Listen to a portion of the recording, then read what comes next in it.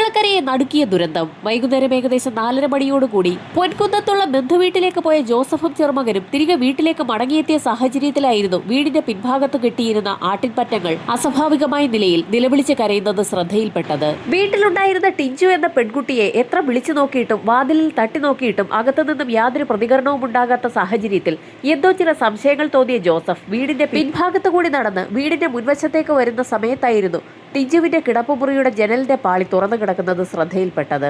ജനൽപാളിയിലൂടെ അകത്തേക്ക് നോക്കിയ ജോസഫ് അക്ഷരാർത്ഥത്തിൽ നടുങ്ങിപ്പോയെന്ന് തന്നെ പറയാം. വസ്ത്രങ്ങളൊക്കെ കീറിപ്പോയ നിലയിൽ ടിഞ്ചു മുറിക്കുള്ളിലെ മേൽക്കൂരയിലുണ്ടായിരുന്ന ഹൂക്കിൽ തൂങ്ങി മരിച്ചു നിൽക്കുന്നു. ആരൊക്കെയോ ചേർന്ന് ടിഞ്ചുവിനെ റേപ്പ് ചെയ്യാൻ ശ്രമിച്ചിട്ടുണ്ടെന്ന് ഒറ്റ നോട്ടത്തിൽ തന്നെ തോന്നിക്കുന്ന തരത്തിലായിരുന്നു ആ കാഴ്ച. പൊടുന്നനെ ധൈര്യം സംഭരിച്ച ജോസഫ് ഉടൻ തന്നെ തന്റെ മൊബൈൽ ഫോൺ എടുത്ത് മകൻ ടിജിനെ വിളിച്ച് വിവരം അറിയിച്ചു. ടിഞ്ചു മൈക്കിൾ എന്ന പെൺകുട്ടിയും ജോസഫിന്റെ മകൻ ടിജിനും തമ്മിൽ ബാല്യകാല സുഹൃത്തുക്കളായിരുന്നു. സ്കൂൾ കാലഘട്ടത്തിലേക്ക് വളർന്നതോടുകൂടി അവരുടെ അടുപ്പവും വളർന്നു വന്നു. ഹൈസ്കൂൾ പഠനം പൂർത്തിയാക്കിയ ടിഞ്ചു നഴ്സിംഗ് കോളേജിൽ ജോയിൻ ചെയ്യുകയും ചെയ്തു. ടിഞ്ചുവിന്റെ പിതാവായ മൈക്കിളിന്റെ US-ലുള്ള സഹോദരനായിരുന്നു ടിഞ്ചുവിന്റെ പഠനത്തിനാവശ്യമായ തുക നൽകിയിരുന്നത്. ഇടയ്ക്ക് വെച്ച് മൈക്കിളും അയാളും തമ്മിൽ വഴക്കായതോടുകൂടി ടിഞ്ചുവിന്റെ പഠനത്തിനാവശ്യമായ 3.5 ലക്ഷം രൂപ മൈക്കിൾ ടിജിന്റെ കൈവശത്തു നിന്നും വാങ്ങിയായിരുന്നു ടിഞ്ചുവിന് നഴ്സിംഗ് കോളേജിൽ അടച്ചിരുന്നത്. ടിഞ്ചുവിന്റെ പഠനം പൂർത്തിയാകാറായ സമയത്തായിരുന്നു ഗൾഫിൽ ഒരു ജോലി കിട്ടി ടിജിൻ നാട്ടിൽ നിന്നും പുറത്തേക്ക് പോയത്. നഴ്സിംഗ് പഠനം പൂർത്തിയാക്കിയ ഉടൻ തന്നെ ടിഞ്ചുവിന്റെ വിവാഹം മൈക്കിൾ മറ്റൊരാളുമായി ഉറപ്പിക്കുകയും ചെയ്തു. ടിജിന് ഗൾഫിൽ മറ്റൊരു സ്ത്രീയുമായി അടുപ്പമുണ്ടെന്നും അവർ വിവാഹം കഴിച്ചു എന്നുമൊക്കെ മൈക്കിൾ ടിഞ്ചുവിനെ പറഞ്ഞ് വിശ്വസിപ്പിച്ചതുകൊണ്ടായിരുന്നു ടിഞ്ചു മറ്റൊരു വിവാഹത്തിന് തയ്യാറായത്. താൻ ഒരുപാട് സ്നേഹിച്ചിരുന്ന ടിഞ്ചുവിന്റെ വിവാഹം മറ്റൊരാളുമായി കഴിഞ്ഞു എന്ന് ഗൾഫിലുണ്ടായിരുന്ന ടിജിൻ വളരെ ഞെട്ടലോടുകൂടിയാണ് അറിഞ്ഞത്. ഗൾഫിൽ നിന്നും ലീവിന് നാട്ടിലെത്തിയ ടിജിനും വിവാഹാലോചനകൾ തുടങ്ങി. ആലപ്പുഴക്കാരിയായ ലീനയെയാണ് ടിജിൻ വിവാഹം കഴിച്ചത്. വിവാഹം കഴിഞ്ഞ് 3 മാസമായപ്പോഴേക്കും ടിജിന്റെ ഭാര്യ ലീന ചില ഡിമാൻഡുകൾ ടിജിന് മുൻപാകെ വയ്ക്കുകയും ചെയ്തു. അവരിപ്പോൾ താമസിക്കുന്ന റാന്നിയിലെ വീടും പറമ്പും വിറ്റതിനു ശേഷം ആലപ്പുഴയിൽ എവിടെയെങ്കിലും സ്ഥലം വാങ്ങി വീട് വെക്കണമെന്നായിരുന്നു ലീന ടിജിനോട് ആവശ്യപ്പെട്ടത്. അതുമാത്രവുമല്ല, വാങ്ങുന്ന സ്ഥലമാകട്ടെ ലീനയുടെ പേരിലായിരിക്കണമെന്ന് കൂടി ലീന നിർബന്ധം പിടിക്കാൻ തുടങ്ങി. അങ്ങനെ ടിജിനും ലീനയും തമ്മിൽ വഴക്കുണ്ടാകുന്നത് പതിവായി. ഇതിനിടയിൽ ലീന ഒരാൺകുഞ്ഞിന് ജന്മം നൽകുകയും ചെയ്തു. കുഞ്ഞിന്റെ ജനനശേഷം തനിക്ക് ഡിവോഴ്സ് വേണമെന്ന് ആവശ്യപ്പെട്ടുകൊണ്ട് ലീന കോടതിയെ സമീപിച്ചു. കുഞ്ഞിനെ നോക്കണമെങ്കിൽ ടിജിൻ മാസം തോറും ഒരു തുക ലീനയ്ക്ക് നൽകണമെന്ന് ലീന കോടതിയിൽ ആവശ്യപ്പെട്ടപ്പോൾ കുട്ടിയുടെ ഉത്തരവാദിത്തം പൂർണ്ണമായും താൻ ഏറ്റെടുത്തുകൊള്ളാമെന്നും കുട്ടിയെ നോക്കിക്കൊള്ളാമെന്നും ടിജിൻ കോടതിയെ അറിയിക്കുകയും ഇത് കേട്ട കോടതി ലീനയ്ക്ക് ഡിവോഴ്സ് അനുവദിച്ച ശേഷം കുട്ടിയെ ടിജിന് വിട്ടു നൽകുകയും ചെയ്തു. ഇതേ സമയം തന്നെ ടിജിന്റെ ബാല്യകാല സുഹൃത്തായിരുന്ന ടിഞ്ചുവിന്റെ ഭർത്തൃവീട്ടിലും പ്രശ്നങ്ങൾ തുടങ്ങിയിരുന്നു. നഴ്സായി ജോലി ചെയ്യുന്നതിനിടയിലായിരുന്നു ടിഞ്ചുവിന്റെ വിവാഹം. അതുകൊണ്ട് തന്നെ തന്റെ ശമ്പളത്തിന്റെ പാതി വീട്ടുകാർക്ക് ടിഞ്ചു കൊടുക്കുന്നത് പതിവായിരുന്നു. വിവാഹശേഷവും ആ പതിവ് തുടർന്നതോടുകൂടി ടിഞ്ചുവിന്റെ ഭർത്തൃവീട്ടിൽ പ്രശ്നങ്ങൾ തുടങ്ങി. ഒടുവിൽ ആ പ്രശ്നങ്ങൾ രൂക്ഷമാവുകയും ടിഞ്ചുവിന്റെ ഭർത്തൃവീട്ടിലേക്ക് ശമ്പളത്തിന്റെ പാതി വാങ്ങാനെത്തിയ ടിഞ്ചുവിന്റെ പിതാവ് മൈക്കിളുമായി ആ വീട്ടുകാരുടക്കുകയും ചെയ്തു. പ്രശ്നങ്ങൾ രൂക്ഷമായപ്പോൾ കേസ് പോലീസ് സ്റ്റേഷനിലേക്കും എത്തി. ടിഞ്ചുവിന്റെ പിതാവ് മൈക്കിൾ മേലിൽ ടിഞ്ചുവിനെ കാണാൻ ആ വീട്ടിലേക്ക് വരരുതെന്നുവരെ ആ വീട്ടുകാർ പറഞ്ഞു. പോലീസുകാർ ചേർന്ന് കേസ് ഒത്തുതീർപ്പാക്കാൻ ശ്രമിച്ചെങ്കിലും മൈക്കിൾ വീണ്ടും ടിഞ്ചുവിനെ അന്വേഷിച്ച് അവളുടെ ഭർത്തൃവീട്ടിലേക്ക് പോകുന്നത് പതിവാക്കി.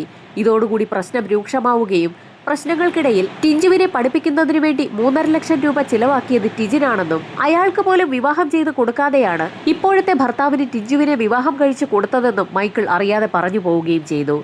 ഇക്കാര്യങ്ങൾ കേട്ടപ്പോൾ ആകെ ഞെട്ടിത്തരിച്ചത് ടിഞ്ചു ആയിരുന്നു. കാരണം അവളുടെ പഠനത്തിന് വേണ്ടി 3.5 ലക്ഷം രൂപ മുടക്കിയത് തന്റെ ബാല്യകാല സുഹൃത്തായിരുന്ന ടിജിനായിരുന്നു എന്നുള്ള സത്യം ആ നിമിഷത്തിലായിരുന്നു ടിഞ്ചു തിരിച്ചറിഞ്ഞത്. അങ്ങനെയാണ് ടിഞ്ചു ടിജിനെ കുറിച്ച് വീണ്ടും അന്വേഷിക്കാൻ തുടങ്ങിയത്. ടിഞ്ചുവുമായി ടിജിനുണ്ടായിരുന്ന ബന്ധത്തെ ചൊല്ലിയായിരുന്നു ടിജിന്റെ ഭാര്യ ലീന പിണങ്ങിപ്പോയത്.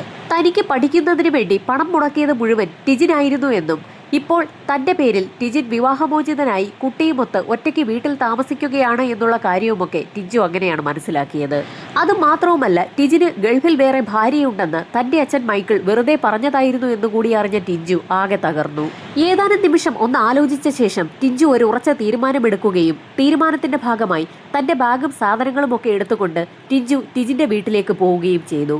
ടിജിന്റെ വീട്ടിൽ താമസിക്കുക എന്നുള്ളതായിരുന്നു ടിഞ്ചുവിന്റെ പിന്നീടുള്ള ലക്ഷ്യം. ബാഗും സാധനങ്ങളുമായി ടിഞ്ചു തന്റെ വീട്ടിൽ താമസിക്കാൻ എത്തി എന്നുള്ള കാര്യം പിതാവ് വിളിച്ചു പറഞ്ഞതിനെ തുടർന്നായിരുന്നു ടൗണിൽ ഓട്ടം പോയിരുന്ന ടിജിൻ അറിയുന്നത്.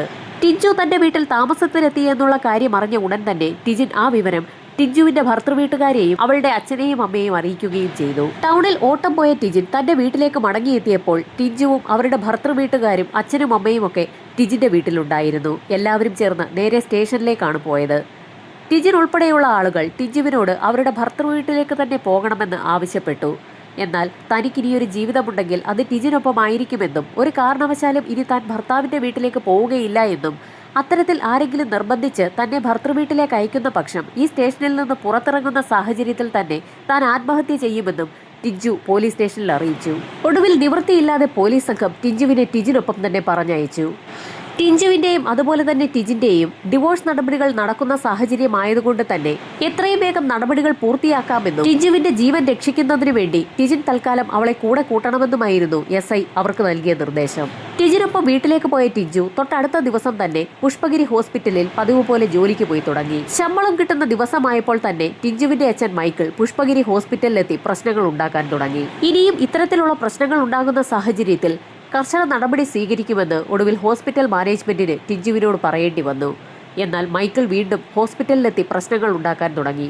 ടിജു അനധികൃതമായി മറ്റൊരു പുരുഷനൊപ്പം താമസിക്കുകയാണെന്നും അത്തരത്തിലുള്ള ഒരു പെൺകുട്ടിയെ ജോലിയിൽ വെച്ചുകൊണ്ടിരിക്കുന്നത് അത്ര നല്ല കാര്യമല്ല എന്നും ടിജുവിന്റെ പിതാവ് മൈക്കിൾ പുഷ്പഗിരി ഹോസ്പിറ്റലിനെ അറിയിക്കുകയും ചെയ്തു. മൈക്കിളിന്റെ ശല്യം സഹിക്കവയ്യാതെ ഒടുവിൽ ടിജുവിനെ ഹോസ്പിറ്റലുകാർ ജോലിയിൽ നിന്ന് പിരിച്ചുവിട്ടു. വൈകാതെ തന്നെ ടിജിൻ മറ്റൊരു ഹോസ്പിറ്റലിൽ ജോലി വാങ്ങിക്കൊടുത്തു. എന്നാൽ ആ സ്ഥലത്തും പ്രശ്നങ്ങളുമായി മൈക്കിൾ പതിവ് പോലെ തന്നെ എത്തി. ശമ്പളം നൽകാൻ കഴിയില്ല എന്ന് മാനേജ്മെന്റ് പറഞ്ഞതോടുകൂടി വിവാഹിതയായ ടിജു അനധികൃതമായി മറ്റൊരു പുരുഷനൊപ്പം താമസിക്കുകയാണെന്നും അത്തരത്തിലൊരു പെൺകുട്ടിയെ നിങ്ങളുടെ ഹോസ്പിറ്റലിൽ ജോലി ചെയ്യാൻ അനുവദിക്കുന്നത് ഹോസ്പിറ്റൽ മാനേജ്മെന്റിന് തന്നെ നാണക്കേടാണെന്നുമൊക്കെ മൈക്കിൾ ആ ഹോസ്പിറ്റലുകാരെ അറിയിക്കുകയും മൈക്കിളിന്റെ നിരന്തരമുള്ള ഇടപെടലിനെ തുടർന്ന് ആ ഹോസ്പിറ്റലുകാരും ടിജുവിനെ ജോലിയിൽ നിന്ന് പിരിച്ചുവിട്ടു. ടിജുവിന് വീണ്ടും മറ്റൊരു ഹോസ്പിറ്റലിൽ കൂടി ടിജിൻ ജോലി ശരിയാക്കി കൊടുത്തെങ്കിലും പതിവ് പോലെ തന്നെ മൈക്കിൾ എത്തി ആ ജോലിയും ഇല്ലാതെയാക്കി. ഇക്കാര്യങ്ങളൊക്കെ ആലോചിച്ചുകൊണ്ട് ഓട്ടം പോയ ടിജിൻ വീട്ടിലേക്ക് എത്തിയപ്പോഴായിരുന്നു വീടിന് ചുറ്റും 10-200 പേർ കൂടി നിൽക്കുന്ന കാഴ്ച ടിജിൻ കാണുന്നത്. ടിജിന്റെ വീടിനകത്തുള്ള ടിജുവിന്റെ ബെഡ്റൂം പൂട്ടി സീൽ വെച്ച പോലീസ് സംഘം വീടിന് പുറത്തു നിൽക്കുകയാണ്. സമയം സന്ധ്യ കഴിഞ്ഞതുകൊണ്ട് തന്നെ ഇൻക്വസ്റ്റ് നടപടികൾ തൊട്ടടുത്ത ദിവസം മാത്രമേ നടക്കാൻ സാധ്യതയുണ്ടായിരുന്നുള്ളൂ. അതുകൊണ്ട് തന്നെ ടിജു മരിച്ചു കിടക്കുന്ന മുറിയുടെ വെളിയിൽ കാവൽ നിൽക്കണമെന്ന് ടിജിനോട് പോലീസുകാർ ആവശ്യപ്പെടുകയും തൊട്ടടുത്ത ദിവസം രാവിലെ തന്നെ മടങ്ങി എത്തിക്കൊള്ളാമെന്ന് പറയുകയും ചെയ്ത ശേഷം പോലീസ് സംഘം അവിടെ നിന്ന് മടങ്ങിപ്പോവുകയും ചെയ്തു. കേസന്വേഷണത്തിന്റെ ഭാഗമായി നാട്ടുകാരോട് വിവരങ്ങൾ തിരക്കിയ സമയത്തായിരുന്നു ടിജു നേരത്തെ കൈഞ്ഞരമ്പുകൾ മുറിച്ച് ആത്മഹത്യക്ക് ശ്രമിച്ചിട്ടുണ്ടായിരുന്നു എന്നുള്ള കാര്യം നാട്ടുകാർ പറഞ്ഞ് പോലീസുകാരറിയുന്നത്. ലഭിച്ച ജോലികളൊക്കെ നഷ്ടമാകുന്ന സാഹചര്യത്തിൽ മാനസിക സമ്മർദ്ദത്തിലായതിനെ തുടർന്നായിരുന്നു ടിജു നേരത്തെ ആത്മഹത്യക്ക് ശ്രമിച്ചിരുന്നത്. അന്ന് ടിജിൻ തന്നെയായിരുന്നു ഹോസ്പിറ്റലിൽ കൊണ്ടുപോയി ടിജുവിനെ രക്ഷപ്പെടുത്തിയതും. വീണ്ടും ജോലി നഷ്ടപ്പെട്ടതുകൊണ്ടാകാം ടിജു ആത്മഹത്യയിലേക്ക് തിരിഞ്ഞതെന്നുള്ള ഒരു നിഗമനത്തിലേക്കാണ് ആദ്യഘട്ടത്തിൽ പോലീസ് സംഘം എത്തിയത്. ഈ സമയത്തായിരുന്നു നാട്ടുകാരിൽ ചില ആളുകൾ പല കാര്യങ്ങളും പറഞ്ഞു തുടങ്ങിയത്. ടിജിന്റെ അയൽവാസിയായ യൂസഫ് എന്നൊരു വ്യക്തി അവിടെ കൂടി നിന്ന ആളുകളോട് ചില കാര്യങ്ങളൊക്കെ പറഞ്ഞു. ടിജിനും പിതാവ് ജോസഫും ചേർന്ന് ടിജുവിനെ അടിച്ചുകൊന്ന് കെട്ടിത്തൂക്കിയതാണെന്ന തരത്തിലായിരുന്നു അയാളുടെ സംസാരം. ടിജിനും പിതാവും പോലീസിനോട് പറഞ്ഞ മൊഴി അനുസരിച്ച് രാവിലെ ഏകദേശം 9:30 മണിയോടുകൂടിയാണ് അവർ ആ വീട്ടിൽ നിന്നും പോയത്. ആ സമയത്ത് വീട്ടിൽ ടിജു ഉണ്ടായിരുന്നു. എന്നാൽ അയൽവാസിയായ യൂസഫ് പറയുന്നതനുസരിച്ച് അതിരാവിലെ തന്നെ ടിജിൻ ഓട്ടോയുമായി പോയിട്ടുണ്ട്. എന്നാൽ യൂസഫിന്റെ മൊഴിയെ ഖണ്ഡിക്കുന്ന തരത്തിലായിരുന്നു മറ്റുള്ള ആളുകളൊക്കെ അവിടെ നിന്നും പെരുമാറിയത്. അവർ ടിജിനെ രാവിലെ 9:30 മണിയോടുകൂടിയാണ് അവിടെ നിന്ന് പോകുന്നതായി കണ്ടതെന്നായിരുന്നു പരസ്പരം പറഞ്ഞുകൊണ്ടിരുന്നത്. നാട്ടുകാർ ഇത്തരത്തിൽ സംസാരിച്ചു കൊണ്ടിരിക്കുന്ന കാര്യങ്ങളൊക്കെ പോലീസ് സംഘം ശ്രദ്ധിക്കുന്നുണ്ടായിരുന്നു. തൊട്ടടുത്ത ദിവസം രാവിലെ ഇൻക്വസ്റ്റ് നടപടികൾ പൂർത്തിയാക്കിയെങ്കിൽ മാത്രമേ എപ്പോഴാണ് ടിജു കൊല്ലപ്പെട്ടതെന്നുള്ള വിവരം അറിയാൻ സാധിക്കുകയുള്ളൂ. രാത്രി ഏകദേശം 11 മണിയോടുകൂടി ആ വീടിന്റെ പരിസരത്ത് കൂടി നിന്ന ആളുകളും അയൽവാസികളും സുഹൃത്തുക്കളും ഒക്കെ അവിടെ നിന്ന് പിരിഞ്ഞു. പിന്നീട് ആ വീട്ടിൽ ടിജിനും അയാളുടെ മകനും പിതാവും മാത്രമായി. തന്റെ എല്ലാമായിരുന്ന ടിജു മുറിക്കുള്ളിൽ തൂങ്ങി നിൽക്കുന്ന കാഴ്ച കണ്ടുകൊണ്ട് തന്നെ ടിജിൻ നേരം വെളുപ്പിച്ചു. തൊട്ടടുത്ത ദിവസം രാവിലെ ഏകദേശം 10:30 മണിയോടുകൂടി പോലീസ് സംഘവും ഫോറൻസിക് ടീമും ഒക്കെ സംഭവസ്ഥലത്തെത്തി. ഇൻക്വസ്റ്റ് നടപടികൾ ആരംഭിച്ച സാഹചര്യത്തിൽ ടിജുവിന്റെ മൃതദേഹം തനിക്കൊന്ന് കാണണമെന്ന് ടിജിൻ പോലീസുകാരോട് ആവശ്യപ്പെട്ടെങ്കിലും നടപടികൾ പൂർത്തിയാകാത്ത സാഹചര്യത്തിൽ മൃതദേഹം കാണിക്കാൻ കഴിയില്ല എന്നുള്ള നിലപാടിൽ ഉറച്ചു നിൽക്കുക തന്നെയായിരുന്നു പോലീസ് സംഘം. ടിജിനുമായുള്ള ടിജുവിന്റെ വിവാഹം കഴിയാത്ത സാഹചര്യത്തിൽ ചെറുപ്പക്കാരനും കാമുകനുമായ യുവാവിന്റെ വീട്ടിൽ മുൻ കാമുകി തൂങ്ങി മരിച്ചു എന്ന തരത്തിലായിരുന്നു വാർത്തകൾ പ്രചരിച്ചത്. ഇൻക്വസ്റ്റ് നടപടികൾ ആരംഭിച്ച് ഏതാനും നിമിഷങ്ങൾക്കകം തന്നെ ടിജുവിന്റെ പിതാവ് മൈക്കിളും മാതാവ് ദീപയും സംഭവസ്ഥലത്തെത്തി. ആ വീടിന്റെ പരിസരത്തെത്തിയ ടിജുവിന്റെ മാതാവ് ദീപയാകട്ടെ വീടിന്റെ പിൻഭാഗത്തുള്ള ചായ്പിലേക്കാണ് പോയത്. അവിടെ 14ഓളം ആടുകളെ കെട്ടിയിരിക്കുന്ന കാഴ്ചയാണ് ദീപ കണ്ടത്. തന്റെ മകളെ ഉപയോഗിച്ച് ടിജിനും പിതാവും ധാരാളം പണം സമ്പാദിച്ചിട്ടുണ്ടെന്നും അത്തരത്തിൽ വാങ്ങിയ ആടുകളായിരിക്കാം ഇവയെന്നുമൊക്കെ അവരവിടെ നിന്ന് ഉറക്കെ പറയുകയും ചെയ്തു. എന്നാൽ ഈ സമയത്ത് ടിജുവിന്റെ പിതാവ് മൈക്കിളിന്റെ കണ്ണുകൾ ആ വീടിന്റെ മുൻഭാഗത്ത് വെച്ചിരുന്ന സ്കൂട്ടറിലായിരുന്നു. തന്റെ മകളുടെ സ്കൂട്ടറാണിതെന്നും അവൾ പണം കൊടുത്ത് വാങ്ങിയതാണെന്നും പറഞ്ഞുകൊണ്ട് അല്പസമയം സ്കൂട്ടറിന് സമീപത്ത് നിന്ന് മൈക്കിൾ സംസാരിക്കുകയും ചെയ്തു. ആ മാതാപിതാക്കൾ രണ്ടുപേരും അകത്ത് മകൾ തൂങ്ങി നിൽക്കുന്ന ഭാഗത്തേക്ക് പോവുകയോ അതിനെക്കുറിച്ച് അന്വേഷിക്കുകയോ പോലും ചെയ്യാതെ ടിജിന്റെ അയൽവാസിയായ യൂസഫ് എന്ന വ്യക്തിയുടെ വീടിന്റെ പരിസരത്തേക്കാണ് പോയത്. അയാളുടെ സിറ്റൗട്ടിൽ കയറി ഇരിപ്പുറപ്പിച്ച ശേഷം ആ മാതാപിതാക്കൾ പല കുത്തുവാക്കുകളും പറഞ്ഞു തുടങ്ങി. ഈ സമയത്തായിരുന്നു മൈക്കിളിന് നന്നായി വിശന്നത്. വിശന്നിരുന്ന മൈക്കിളിനും ദീപയ്ക്കും യൂസഫ് പൊറോട്ടയും ബീഫ് കറിയും ഒക്കെ വാങ്ങി നൽകുകയും ചെയ്തു. ഈ സമയത്ത് പോലും ഇത്തരത്തിൽ ഭക്ഷണം കഴിക്കുന്ന അച്ഛനെയും അമ്മയും കണ്ട നാട്ടുകാരിൽ പലർക്കും സംശയം തോന്നി. ഒരു മകളോട് ഇത്രയും വിരോധമുണ്ടെങ്കിൽ പോലും ആ വിരോധം ഈ സമയത്ത് തന്നെ കാണിക്കണോ എന്നുള്ള തരത്തിലായിരുന്നു നാട്ടുകാരൊക്കെ സംസാരിച്ചത്. ഇതേ സമയത്ത് ടിജിന്റെ വീട്ടിൽ ടിഞ്ചുവിന്റെ ഇൻക്വസ്റ്റ് നടപടികൾ പുരോഗമിക്കുകയായിരുന്നു. നടപടികൾ പൂർത്തിയാക്കി മൃതദേഹം പോസ്റ്റ്മോർട്ടത്തിനായി മെഡിക്കൽ കോളേജിലേക്ക് ഷിഫ്റ്റ് ചെയ്യാൻ തുടങ്ങുന്നതിന് മുൻപ് തന്നെ ടിജിൻ വീണ്ടും ടിഞ്ചുവിന്റെ മൃതദേഹം അവസാനമായി തനിക്കൊന്ന് കാണണമെന്നുള്ള ആഗ്രഹം പോലീസുകാർക്ക് മുൻപാകെ പ്രകടിപ്പിച്ചു. ടിജിന്റെ ആവശ്യം പരിഗണിച്ച പോലീസ് സംഘം ടിജിനെയും പിതാവിനെയും ഒക്കെ വീടിനകത്തേക്ക് കയറ്റി വിടുകയും ചെയ്തു. ഈ സമയത്ത് ടിഞ്ചുവിന്റെ മൃതദേഹം പോസ്റ്റ്മോർട്ടം നടപടികൾക്ക് കൊണ്ടുപോകുന്നതിന് വേണ്ടി ഫോറൻസിക് സംഘം ഒരു സ്ട്രക്ചറിലേക്ക് മാറ്റിയിരുന്നു. ഇതേ സമയം തന്നെ ടിഞ്ചുവിന്റെ മാതാപിതാക്കളായ മൈക്കിളും ദീപയും ആ വീടിനുള്ളിലേക്ക് എത്തുകയും അലറി വിളിച്ച് കരയുകയും ചെയ്തു. തന്റെ മകൾ കൊല്ലപ്പെട്ടതിന് കാരണം ടിജിനും അയാളുടെ പിതാവുമാണെന്നും ഈ വീട്ടിലേക്ക് വന്നതുകൊണ്ടാണ് തന്റെ മകൾക്ക് ഇങ്ങനെ സംഭവിച്ചതെന്നുമൊക്കെ മൈക്കിൾ ഉറക്കെ പറഞ്ഞുകൊണ്ടേയിരുന്നു. മൈക്കിളിന് സപ്പോർട്ടായി നിരവധി ആളുകൾ വീടിന് പുറത്തുണ്ടായിരുന്നു. അവരൊക്കെ ചേർന്ന് ടിജിനെയും പിതാവിനെയും കൈവെക്കുമോ എന്നുള്ള ഒരു സാഹചര്യത്തിലേക്കാണ് പിന്നീട് കാര്യങ്ങൾ പോയത്. ആ സംഘർഷം ഒഴിവാക്കുന്നതിന്റെ ഭാഗമായി അതിവേഗം തന്നെ ടിഞ്ചുവിന്റെ മൃതദേഹം പോസ്റ്റ്മോർട്ടം നടപടികൾക്കായി കോട്ടയം മെഡിക്കൽ കോളേജിലേക്ക് ഷിഫ്റ്റ് ചെയ്തു. ആംബുലൻസിനെ അനുഗമിച്ചുകൊണ്ട് തന്നെ തന്റെ ഓട്ടോയിൽ ടിജിനും കോട്ടയം മെഡിക്കൽ കോളേജിലേക്ക് പുറപ്പെട്ടു. ഇതേസമയം നാട്ടുകാരൊക്കെ കൂടി നിന്ന് പല കഥകളും പറയുന്നുണ്ടായിരുന്നു. അവർക്കൊത്ത നടുവിലായി മൈക്കിളും ഭാര്യ ദീപയും അട്ടഹസിക്കുന്നുണ്ടായിരുന്നു. തന്റെ മകളുടെ മരണത്തിന് ഉത്തരവാദികൾ ടിജിനും അയാളുടെ പിതാവ് ജോസഫുമാണെന്ന് അവർ ഉറക്കെ പറഞ്ഞുകൊണ്ടേയിരുന്നു. ഇതൊക്കെ കേട്ടുകൊണ്ട് ടിജിന്റെ പിതാവ് ജോസഫ് ആ വീടിനുള്ളിൽ തന്നെ ഉണ്ടായിരുന്നു. തൊട്ടടുത്ത ദിവസം കോട്ടയം മെഡിക്കൽ കോളേജിൽ ടിഞ്ചുവിന്റെ പോസ്റ്റ്മോർട്ടം നടപടികൾ പുരോഗമിക്കുന്ന സാഹചര്യത്തിൽ തന്നെ ടിജിന്റെ വീട്ടിൽ അന്വേഷണ ഉദ്യോഗസ്ഥൻ എത്തുകയും ചോദ്യം ചെയ്യൽ ആരംഭിക്കുകയും ചെയ്തു. ടിഞ്ചുവിന്റെ മരണത്തിന് ഉത്തരവാദി ടിജിൻ തന്നെയാണെന്നുള്ള തരത്തിലായിരുന്നു SIയുടെ പെരുമാറ്റവും ചോദ്യം ചെയ്യലുമൊക്കെ. ടിജിന് SIയുടെ കയ്യിൽ നിന്നും തല്ല് കിട്ടുകയും ചെയ്തു. എന്നാൽ താൻ ഒരു കാരണവശാലും ടിഞ്ചുവിനെ ആത്മഹത്യയിലേക്ക് തള്ളിവിട്ടിട്ടില്ല എന്നും ആത്മഹത്യാ പ്രവണത ഉണ്ടെങ്കിൽ തന്നെ അതിൽ നിന്നും ടിഞ്ചുവിനെ മാറ്റാനുള്ള കാര്യങ്ങളാണ് താൻ പറഞ്ഞു മനസ്സിലാക്കാൻ ശ്രമിച്ചിട്ടുള്ളതെന്നുമൊക്കെ ടിജിൻ പോലീസുകാരോട് ആവർത്തിച്ചു പറഞ്ഞു. തൊട്ടടുത്ത ദിവസം തന്നെ ടിജിനെ വീണ്ടും SI തന്റെ ക്വാർട്ടേഴ്സിലേക്ക് വിളിപ്പിക്കുകയും ചെയ്തു. അതിന്റെ റിസൾട്ട് പിന്നീട് പത്രങ്ങളിലൂടെയാണ് പുറത്തു വരുന്നത്. ക്വാർട്ടേഴ്സിലേക്ക് പോയ ടിജിൻ പിന്നീട് ഹോസ്പിറ്റലിൽ അഡ്മിറ്റായി എന്നുള്ള വാർത്തയാണ് പത്രങ്ങളിൽ പുറത്തു വന്നത്. ഹോസ്പിറ്റലിൽ അഡ്മിറ്റായ ടിജിൻ മേലുദ്യോഗസ്ഥർക്കടക്കം ചില പരാതികൾ നൽകിയിട്ടുമുണ്ട്. ആ പരാതികളാകട്ടെ സബ് ഇൻസ്പെക്ടറിന് തീർത്തും എതിരാണ്. തന്നെ മനഃപൂർവ്വം കേസിൽ പ്രതിയാക്കാൻ ശ്രമിക്കുകയാണെന്നും SI കഴിഞ്ഞ ദിവസങ്ങളിലായി തന്നെ നന്നായി ഉപദ്രവിച്ചു എന്നും കേസിൽ നിന്നും ടിജിനെ ഒഴിവാക്കണമെങ്കിൽ 50,000 രൂപ കൈക്കൂലി നൽകണമെന്ന് തന്നോട് ആവശ്യപ്പെട്ടു എന്നൊക്കെയായിരുന്നു ടിജിൻ DYSPക്കും SPക്കുമൊക്കെ പരാതി നൽകിയത്. തൊട്ടടുത്ത ദിവസം തന്നെ ടിഞ്ചുവിന്റെ പോസ്റ്റ്മോർട്ടം റിപ്പോർട്ട് മൈക്കിളിന്റെ കൈകളിലേക്ക് എത്തി. അത് വായിച്ചു നോക്കി മനസ്സിലാക്കാനുള്ള ശേഷി മൈക്കിളിനില്ലാത്തതുകൊണ്ട് തന്നെ മൈക്കിൾ പോസ്റ്റ്മോർട്ടം റിപ്പോർട്ടുമായി ഒരു ഡോക്ടറെയാണ് സമീപിച്ചത്. തീർത്തും ഞെട്ടിക്കുന്ന ഒരു കാര്യമാണ് റിപ്പോർട്ട് വായിച്ചു നോക്കിയ ഡോക്ടർ മൈക്കിളിനോട് പറഞ്ഞത്. മകൾ ടിഞ്ചുവിന്റേത് ഒരു ആത്മഹത്യയല്ല എന്നും അതൊരു കൊലപാതകമാണെന്നുമായിരുന്നു റിപ്പോർട്ടിൽ സൂചിപ്പിച്ചിട്ടുള്ളതെന്നുള്ള കാര്യം റിപ്പോർട്ട് വായിച്ചു നോക്കിയ ഡോക്ടർ മൈക്കിളിനോട് പറയുകയും ചെയ്തു. മൈക്കിളിനെ തീർത്തും ഞെട്ടിച്ച ഒരു സ്റ്റേറ്റ്മെന്റ് ആണ് ഡോക്ടർ ഇപ്പോൾ പങ്കുവച്ചിരിക്കുന്നത്. മൈക്കിളിന്റെ മകളായ ടിഞ്ചുവിന്റെ പുറത്ത് നിരവധി പാടുകളുണ്ട്. അതുകൊണ്ട് തന്നെ ഇതൊരു ആത്മഹത്യയല്ല, കൊലപാതകമാണെന്ന് അദ്ദേഹം ഉറപ്പിച്ചു പറഞ്ഞു. ഉടൻ തന്നെ ആ റിപ്പോർട്ടുമായി മൈക്കിൾ സബ് ഇൻസ്പെക്ടർ ഷെരീഫിനെ കാണാനെത്തുകയും ചെയ്തു. തന്റെ മകൾ ടിഞ്ചുവിന്റേത് ആത്മഹത്യയല്ല എന്നും അവളുടെ ശരീരത്തിൽ നിരവധി പരിക്കുകൾ പറ്റിയിട്ടുണ്ടെന്നും അതുകൊണ്ട് തന്നെ ഇതൊരു കൊലപാതകമാണെന്ന് ഡോക്ടർ പറഞ്ഞിട്ടുണ്ടെന്നുകൂടി മൈക്കിൾ എന്ന പിതാവ് SIയെ അറിയിച്ചു. ആത്മഹത്യ ചെയ്യാൻ പോകുന്ന വ്യക്തികളുടെ ശരീരത്തിലൊക്കെ അത്തരത്തിൽ പാടുകൾ ഉണ്ടായേക്കുമെന്നും എന്നാൽ അതൊരു കൊലപാതകമാണെന്ന് താൻ വിശ്വസിക്കുന്നില്ല എന്നുമായിരുന്നു ആദ്യഘട്ടത്തിൽ SI പറഞ്ഞത്.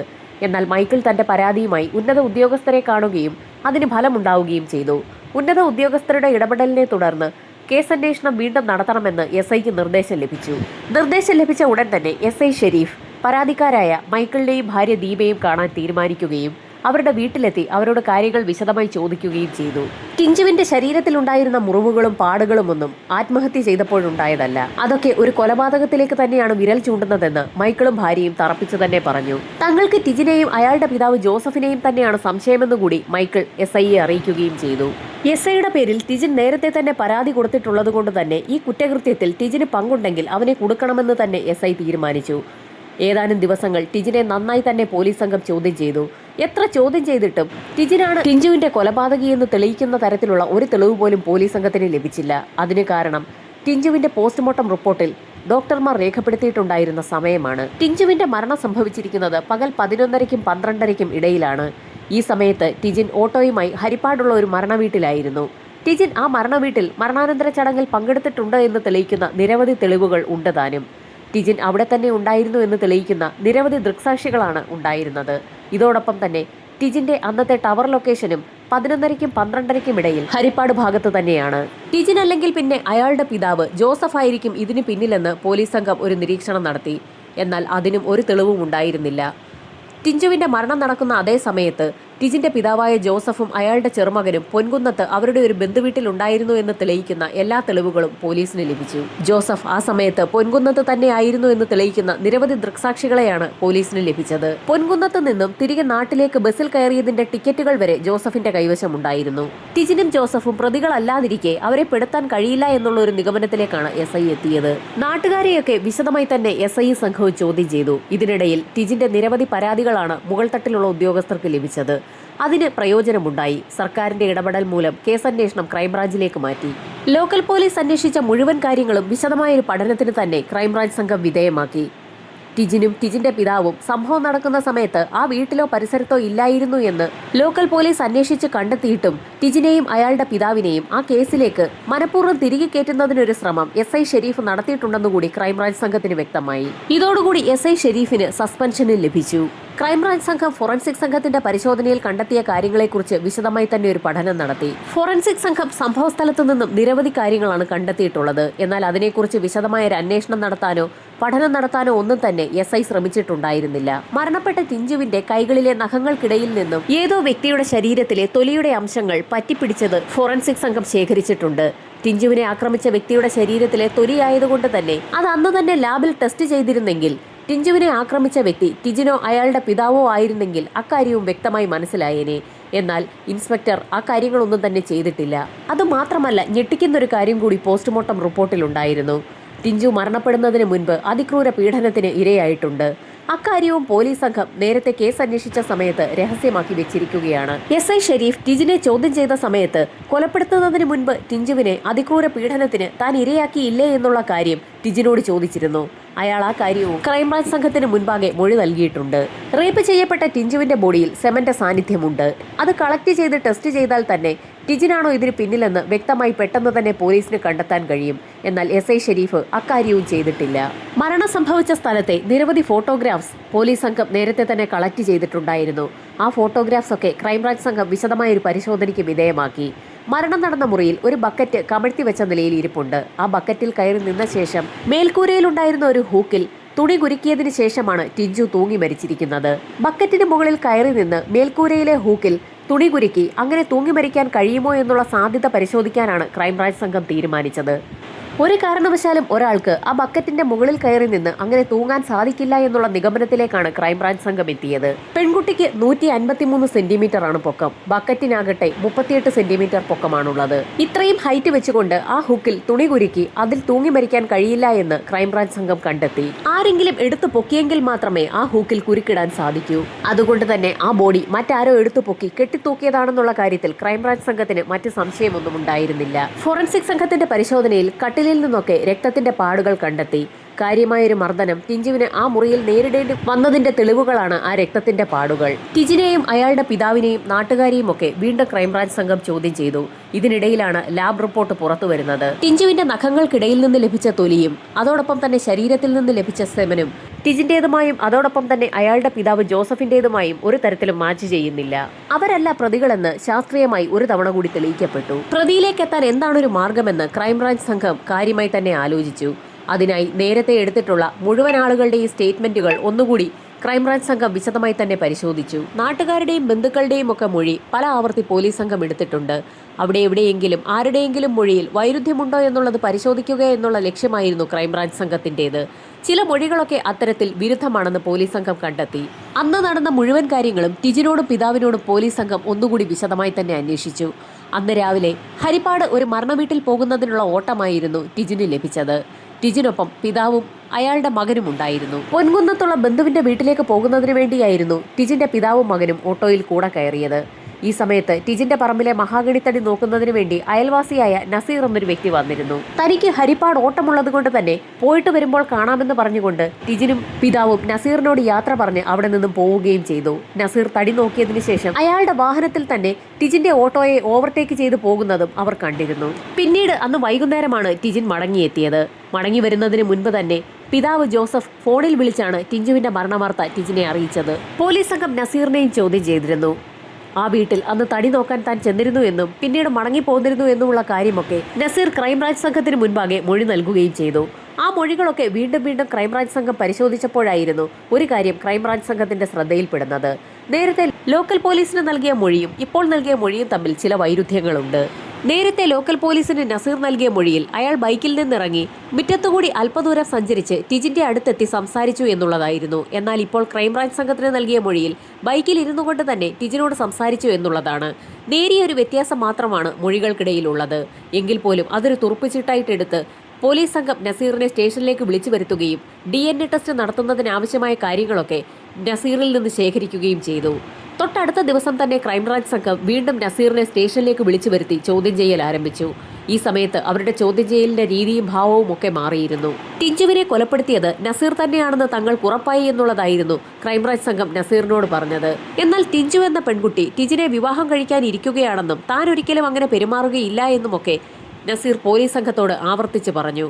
ഈ സമയത്തായിരുന്നു ചില നിർണായക കാര്യങ്ങൾ ക്രൈംബ്രാഞ്ച് സംഘം നസീറിനെ അറിയിക്കുന്നത്. കൊല്ലപ്പെട്ട ടിഞ്ചുവിന്റെ നഖങ്ങൾക്കിടയിൽ നിന്ന് ലഭിച്ച തൊലിയുടെ സാമ്പിളുകൾ DNA ടെസ്റ്റ് നടത്തിയ സമയത്ത് നസീറിന്റെ തൊലിയുമായി മാച്ച് ചെയ്യുന്നുണ്ട് എന്നുള്ള കാര്യം ക്രൈംബ്രാഞ്ച് സംഘം പറഞ്ഞതോടുകൂടി നസീർ ആകെ വിളറി വെളുത്തു. പോലീസ് സംഘം നസീറുമായി തെളിവെടുപ്പ് നടത്തുന്നതിനായി ടിജിന്റെ വീട്ടിലെത്തിയപ്പോഴായിരുന്നു ടിജിനും അയാളുടെ പിതാവും അക്ഷരാർത്ഥത്തിൽ നടുങ്ങിപ്പോയത്. തടി നോക്കാനെത്തുന്ന നസീറുമായി വളരെ നാളുകൾ മുൻപുള്ള പരിചയം തന്നെ ടിജിനും കുടുംബത്തിനുമുണ്ട്. നാട്ടുകാരൊക്കെ ടിജിനാണ് ഈ കൊലപാതകത്തിന് പിന്നിലെന്ന് പറഞ്ഞപ്പോഴും ടിജിനെയും കുടുംബത്തെയും സപ്പോർട്ട് ചെയ്ത് സംസാരിച്ചതൊക്കെ നസീർ തന്നെയായിരുന്നു. ആ നസീറിനെയാണ് ഇപ്പോൾ പോലീസ് സംഘം പ്രതിയാക്കി ആ വീട്ടിലേക്ക് തെളിവെടുപ്പിനായി കൊണ്ടുവന്നിരിക്കുന്നത്. ടിഞ്ചു കൊല്ലപ്പെട്ട മുറിയിലേക്കായിരുന്നു പോലീസ് സംഘം നസീറിനെ കൊണ്ടുപോയത്. കൂട്ടത്തിൽ ടിജിനെ കൂടി പോലീസ് സംഘം ആ മുറിയിലേക്ക് വിളിപ്പിച്ചു. നടന്ന കാര്യങ്ങളൊക്കെ നസീർ പോലീസ് സംഘത്തോടും ടിജിനോടുമായി പറഞ്ഞു തുടങ്ങി. സംഭവം നടന്ന ദിവസം രാവിലെ മഹാഗണി വാങ്ങുന്നതിന് വേണ്ടി തന്നെയായിരുന്നു നസീർ ആ വീട്ടിലേക്ക് എത്തിയത്. എന്നാൽ അന്ന് രാവിലെ ആ കച്ചവടം നടന്നതുമില്ല. ടിജിനും പിതാവും വീട്ടിൽ നിന്ന് പുറത്തു പോവുകയാണെന്നും വീട്ടിൽ ടിഞ്ചു മാത്രമേ ഉള്ളൂ എന്നുള്ള കാര്യവുമൊക്കെ അപ്പോൾ തന്നെ നസീർ മനസ്സിലാക്കുകയും ചെയ്തിരുന്നു. അതീവ സുന്ദരിയായിരുന്ന ടിഞ്ചുവിനെ നേരത്തെ തന്നെ നസീർ നോട്ടമിട്ടിരുന്നു. വീട്ടിൽ ആളില്ല എന്ന് മനസ്സിലാക്കിയ നസീർ ടിജിനും പിതാവും ആ വീട്ടിൽ നിന്ന് പോയതിനു ശേഷം വീണ്ടും ആരും അറിയാതെ തന്നെ ആ വീട്ടിലേക്ക് മടങ്ങിയെത്തി. വീടിന്റെ പിൻഭാഗത്തെത്തിയപ്പോൾ അടുക്കള വശത്തെ കതകിന്റെ പാതി തുറന്നിട്ട നിലയിലായിരുന്നു. ശബ്ദമുണ്ടാക്കാതെ അകത്തേക്ക് കയറിയ നസീറിനെ അകത്തുനിന്ന് ടിഞ്ചു കാണുകയും ചെയ്തു. എന്തിനാണ് താൻ വീടിനുള്ളിലേക്ക് കടന്നു കയറിയതെന്ന് ടിഞ്ചു നസീറിനോട് ചോദിക്കുകയും ചെയ്തു. എന്നാൽ അപ്പോഴേക്കും ടിഞ്ചുവിനെ അയാൾ കടന്നു പിടിച്ചിരുന്നു. പിന്നീട് വലിയൊരു മൽപ്പിടുത്തം തന്നെയാണ് ആ വീടിനുള്ളിൽ നടന്നത്. ശക്തമായി എതിർത്ത ടിഞ്ചുവിനെ നസീർ അടിച്ചു വീഴ്ത്തുകയും ചെയ്തു. കട്ടിലിൽ തലയിടിച്ച് ടിഞ്ചു താഴെ വീണെങ്കിലും പല്ല് നഖവും ഉപയോഗിച്ച് തന്നെ ടിഞ്ചു അതിശക്തമായി നസീറിനെ എതിർക്കുകയും ചെയ്തിരുന്നു. നസീറിന്റെ മർദ്ദനമേറ്റ് അബോധാവസ്ഥയിലായ ടിഞ്ചുവിനെ അയാൾ അതിക്രൂര പീഡനത്തിന് ഇരയാക്കി. പീഡനത്തിന് ശേഷമാണ് ടിഞ്ചു മരണപ്പെട്ടു എന്നുള്ള കാര്യം നസീർ തിരിച്ചറിഞ്ഞത്. പിന്നീട് ആ ബോഡി കെട്ടിത്തൂക്കുകയല്ലാതെ അയാൾക്ക് മറ്റ് മാർഗങ്ങളില്ലായിരുന്നു.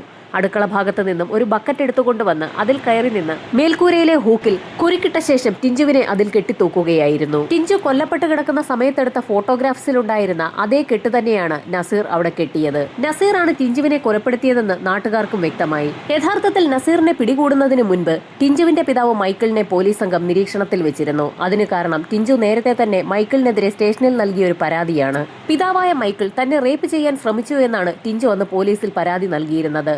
അന്ന് കഷ്ടിച്ചാണ് ടിഞ്ചു രക്ഷപ്പെട്ടത്. അന്ന് ആ കേസ് ഒത്തുതീർപ്പാക്കാനും പോലീസ് സ്റ്റേഷനിലേക്ക് ടിഞ്ചു വിളിച്ചു വരുത്തിയത് ടിജിനെയായിരുന്നു. ചെറുപ്പകാലം മുതൽ തന്നെ അവർ തമ്മിൽ നല്ല അടുപ്പത്തിലുമാണ്. അതൊക്കെ പോലീസ് സ്റ്റേഷനിലുള്ളവർക്ക് പോലും അറിയാവുന്ന കഥയുമാണ്. എന്നാൽ അന്നും ടിജിനെ അലട്ടിയ ചോദ്യം ഒരു പിതാവ് ഒരു മകളോട് ഇത്തരത്തിൽ പെരുമാറുമോ എന്നുള്ളതായിരുന്നു. അത് മാത്രവുമല്ല, ടിഞ്ചു മൈക്കിളിന്റെയും ദീപയുടെയും മകളല്ല എന്നുള്ള വിശ്വാസത്തിൽ തന്നെയാണ് ടിജിൻ ഇപ്പോഴും ജീവിക്കുന്നത്. ടിഞ്ചുവിനെ നഴ്സിംഗ് പഠിപ്പിക്കുന്നതിന് വേണ്ടി പണം മുടക്കുന്നത് US-ലുള്ള ഒരു വ്യക്തിയാണെന്ന് നേരത്തെ മൈക്കിൾ പറഞ്ഞ് ടിജിൻ അറിയാം. ഒരു പക്ഷേ ആ വ്യക്തിയുടെ മകളായിരിക്കുമോ ടിഞ്ചു എന്നുള്ളതാണ് ടിജിന്റെ സംശയം. എന്നിരുന്നാലും പോലീസ് സംഘം അന്വേഷണം പൂർത്തിയാക്കി കുറ്റപത്രം കോടതിയിൽ സമർപ്പിച്ചു. അങ്ങനെ വിചാരണയും ആരംഭിച്ചു. കേസ് കോടതിയിൽ എത്തിയതോടുകൂടി നസീർ ജയിലിലായി. നസീറിന് വേണ്ടി 7ഓളം വക്കീലന്മാരാണ് വാദിക്കാനായി എത്തിയത്. ഓരോ തവണയും പണം മുടക്കുന്നതിന് വേണ്ടി നസീറിന് എവിടെ നിന്നാണ് ഇത്രയും അധികം പണമെന്ന് പോലീസുകാർക്ക് പോലും സംശയം തോന്നി. തീർത്തും ദരിദ്രനായ ഒരു വ്യക്തിയായിരുന്നു നസീർ. നസീറിന് വേണ്ടി പണം മുടക്കാൻ പുറത്താരെങ്കിലും ഉണ്ടോ എന്നുള്ള സംശയമാണ് ഇപ്പോൾ ഉയരുന്നത്. അത് മാത്രവുമല്ല, ടിഞ്ചുവിനെ കൊലപ്പെടുത്തിയ ശേഷം ആ ബോഡി ഒറ്റയ്ക്ക് ഹൂക്കിൽ കെട്ടിത്തൂക്കണമെങ്കിൽ തീർത്തും ശ്രമകരമായ ഒരു കാര്യം തന്നെയാണ്. അതിനായി നസീറിന് പുറത്തുനിന്ന് മറ്റാരുടെയെങ്കിലും സഹായം ലഭിച്ചോ എന്നുള്ള കാര്യമാണ് ഇപ്പോൾ പോലീസ് അന്വേഷിക്കുന്നത്. ടിഞ്ചു ഉറക്കെ കരഞ്ഞെങ്കിൽ തൊട്ടടുത്തുള്ള താമസക്കാരനായ യൂസഫ് ഒരു പക്ഷെ കേട്ടിരിക്കണം. എന്നാൽ പ്രഥമ ദൃഷ്ട്യാ യൂസഫിനെതിരെ യാതൊരു തെളിവും പോലീസിന് ലഭിച്ചില്ല. കഴിഞ്ഞ ദിവസം യൂസഫിനെ വീണ്ടും പോലീസ് സ്റ്റേഷനിലേക്ക് വിളിച്ചു വരുത്തി എന്നുള്ള വാർത്തകളാണ് ഇപ്പോൾ വീണ്ടും പുറത്തു വന്നിരിക്കുന്നത്. ടിഞ്ചുവിന്റെ കഥ ഇനിയും നീളുമോ എന്നുള്ളത് വരും ദിവസങ്ങളിൽ തന്നെ അറിയാൻ കഴിയും.